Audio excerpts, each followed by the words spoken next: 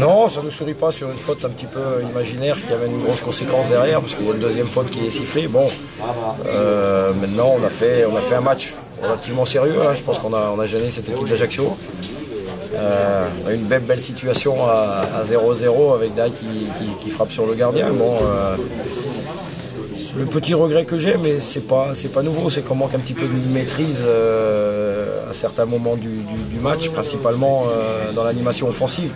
Ce qui fait qu'on n'est pas suffisamment dangereux pour l'adversaire pour le faire douter encore plus. Même si ce soir, je pense que Ajaccio a douté et se demandait comment il allait faire pour trouver la solution. Donc l'état d'esprit est là. Maintenant, il y a ce regret, oui, ce regret de ne pas avoir eu l'occasion, on en a eu une ou deux, d'ouvrir la marque pour encore faire plus douter cette équipe d'Ajaccio.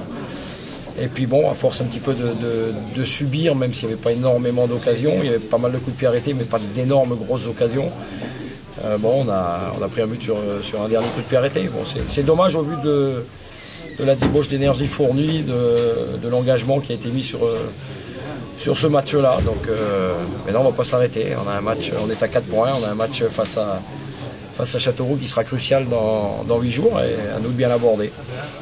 Finalement, vous ne faites pas vraiment de mauvaise opération puisque vous restez à 4 points.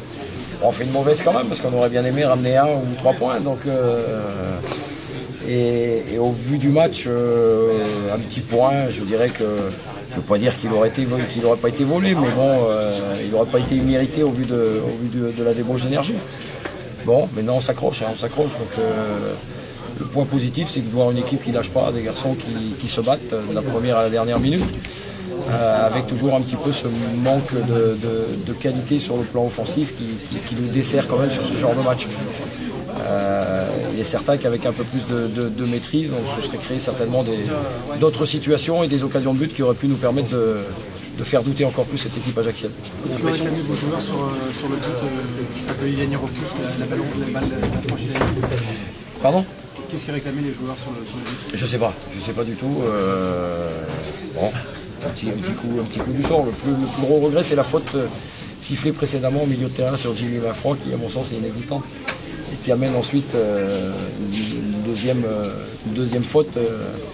Bon, mais bon, ce sont des faits de jeu, il faut savoir les accepter, les combattre. Donc c'est ce qu'on va faire jusqu'au terme de la saison. C'est les plus durs parce que on avait 2 jours de récupération de moins que l'équipe de Grenoble. On avait accompli une grosse prestation à Tours, donc on a eu une entame de match difficile, un peu perturbée aussi je pense par l'état de la pelouse qui était très glissante. Ça faisait pas mal de temps qu'on jouait plus sur une pelouse aussi humide. Et puis se mettre dans le coup, c'est pas évident quand on joue le 20e et qu'on sort d'un gros match face à Tours. Il faut arriver à avoir les ressources mentales pour se remettre dans le bain et essayer de l'avant, ne pas prendre l'équipe trop à la légère. Donc c'est pas évident mentalement pour les joueurs de faire cet effort-là. Et puis petit à petit, ils ont retrouvé leurs jambes, ils ont essayé de mettre un jeu en place pour essayer de perturber cette équipe qui était venue pour contrer, très regroupée, pas beaucoup d'espace.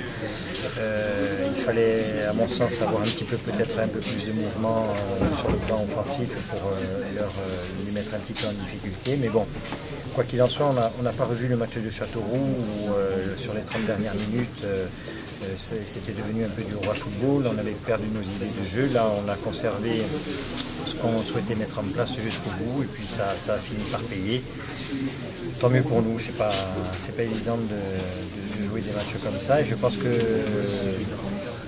il reste encore 4 ou 5 journées où il faudra faire le plein de points et ça risque après de se décanter, mais c'est des matchs éprouvants pour les joueurs, pour le staff, pour les supporters qui sont dans l'attente d'un bon résultat, c'est pas évident.